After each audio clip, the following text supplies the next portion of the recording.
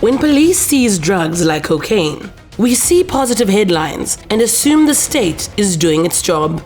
Meanwhile, we use seizure data to estimate the amounts being trafficked. But do more seizures really signal more traffic, let alone a long-term shift into stronger policing? New research suggests a different way to see drug seizures, to see them as flares, warning of political instability and change, including regime change. Signals that the political protectors of the drug traffic are about to lose control. The study ground is West Africa, whose geography presents the perfect stopover for shipping cocaine from South America to Europe and beyond.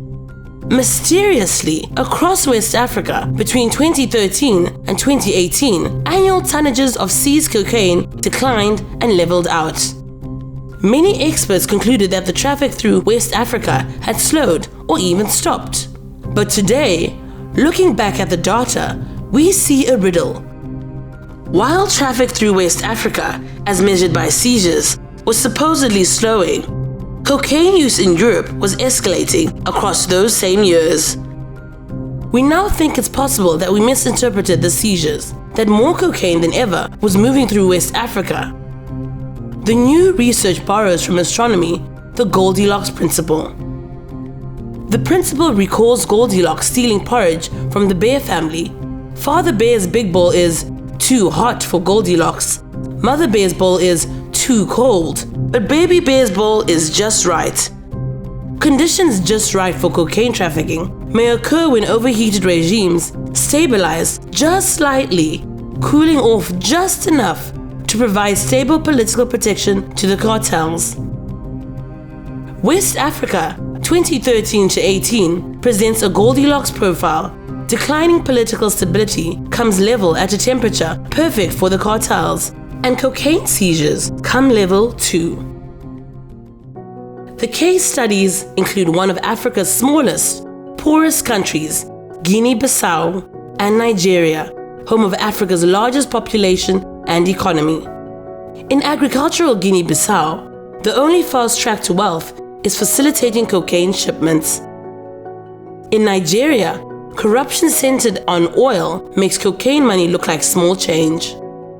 We see Nigeria seize cocaine year after year, even during West Africa's seizure cool-off of 2013 to 2018. This aligns with Nigeria's relatively high stability and cocaine's lower stakes position as a resource. Guinea-Bissau seizes cocaine too, but sporadically. Seizures clusters with power struggles within the ruling military elite. From 2014 to 2018, we see no major seizures. This period aligns with the most stable presidential term in the country's history. Seizures occur again in 2019, when a new president takes power.